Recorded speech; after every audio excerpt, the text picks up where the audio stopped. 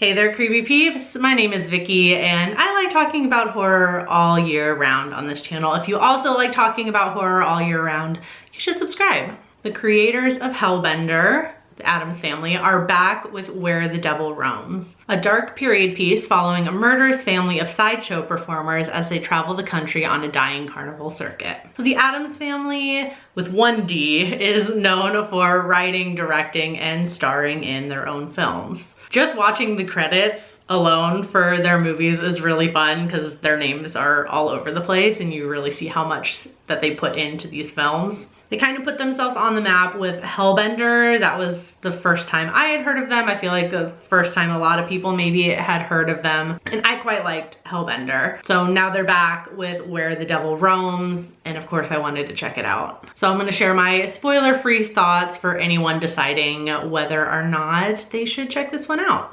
One thing that can't be denied, this family knows how to shoot a film. I think this is their most visually stunning movie yet.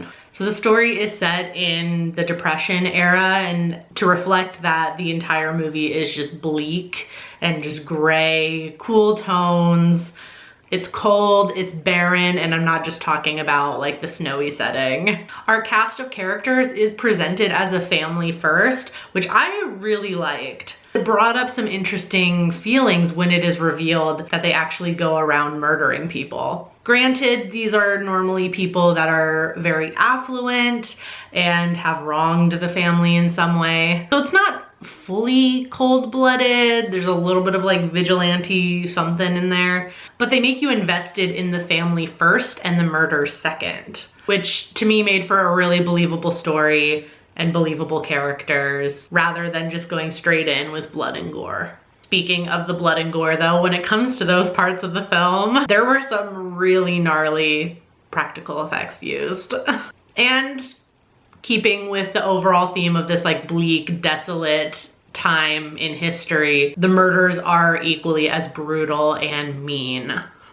The main problem I had with the movie though is that I feel like the real plot doesn't start happening until the movie is almost over. They spent a lot of time showing the family going around, traveling with the carnival, murdering people along the way, and it doesn't really go anywhere until the movie's almost over, which was really disappointing because it started to get really interesting. Kind of wish they had started that earlier and really ended with a flourish. Maybe they were really keeping with that like bleak Depression era theme. Maybe that's why they chose to have the movie play out the way it did. Not really sure.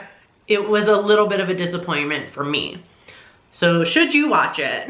And that is a hard question to answer for this movie. I think there are some really cool things happening here, but because of the timing and the way they chose to get the plot moving and when they chose to get the plot moving, it ends up being a slow moving film that doesn't really go anywhere. But at the same time, I'm not mad that I watched it, if that makes sense.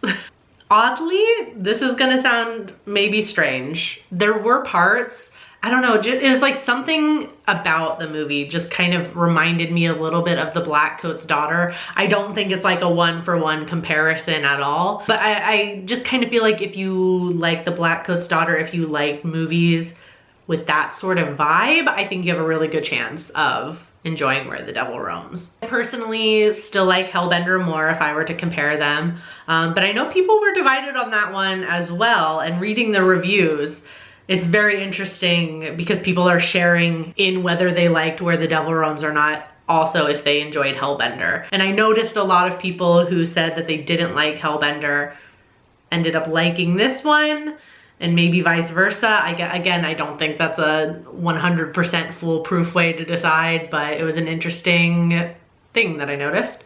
If you have already seen Where the Devil Roams and you're watching this video, please let me know in the comments what you thought about it, and if you liked Hellbender, if you've seen it. It's for science, I'm checking on something. And if you like this video, you can check out more of my videos reviewing new horror releases this year. I recently posted a review for Eli Roth's Thanksgiving and a franchise ranking of Hell House LLC, including the newest movie that came out this year. So I'll see you later this week with a new video about the evolution of Wednesday Addams, so stay tuned for that. Until then, stay strange. Bye!